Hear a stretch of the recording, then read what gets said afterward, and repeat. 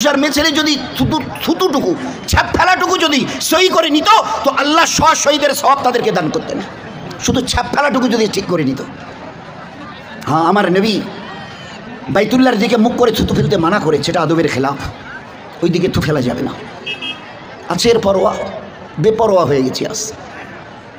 এই জন্য দোস্ত, আল্লাহ একটা এমন সুন্দর জীবন ব্যবস্থা দিয়েছিল যে আজ না জানার কারণে ভিখিরি হয়ে দিন কাটাতে হচ্ছে আমাদের। যাদের কাছে সব ছিল, সব হারিয়ে আজকে সর্বহারার দলে আজ আমরা নাম লিখিয়েছি। কত বড় দুর্ভাগ্যের কথা চিন্তা করুন তো। এ হওয়া, এ কথাটাকে পৌঁছে দিস সারিয়ার কাছে। কে বলছে? হজরতে উমর। কোথায়? মসজিদের নববীর 4 দেয়ালের মাঝখানে জুমার দিন খুতবা পড়তে পড়তে বলছে, ইয়া সারিয়া আল জাবাল, ইয়া সারিয়া আল জাবাল। এ মোবাইল নয়, টিপে দিলাম আমেরিকার। হ্যাঁ হ্যালো, হ্যাঁ ভাই বল।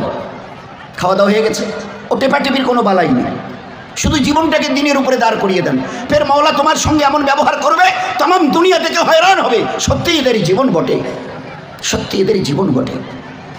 4 দেয়াল, ঘরের দেয়াল মসজিদে নববী, আর মেম্বারের উপরে বসে মানে দাঁড়িয়ে খুতবা দিচ্ছে। খুতবা পড়তে পড়তে বলছে, ইয়া সারিয়া আল জাবাল। আচ্ছা, কি করে দেখছে? আছে নাকি কোনো ওই মোবাইলের স্ক্রিনটা যে ওইটা টিপে দিয়ে দেখছে? ও আচ্ছা, খুব খোশ মেজাজ মনে হচ্ছে গো। আছে নাকি কোনো স্ক্রিন?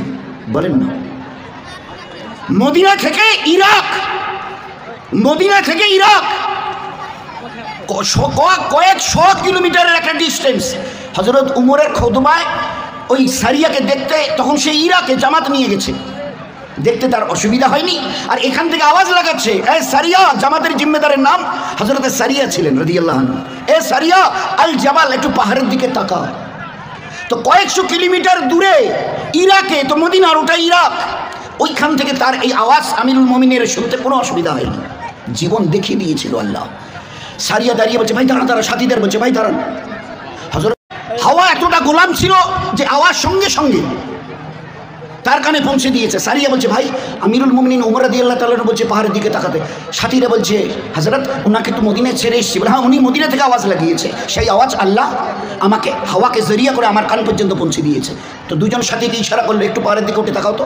দুজন একটু পাহাড়ের দিকে উঠে তাকিয়ে দেখে দুশমনরা ওদেরকে আক্রমণ করার জন্য এগিয়ে আসছে। This was the life of the Muslims. This was the life of the followers of our holy Prophet sallallahu alaihi wasallam.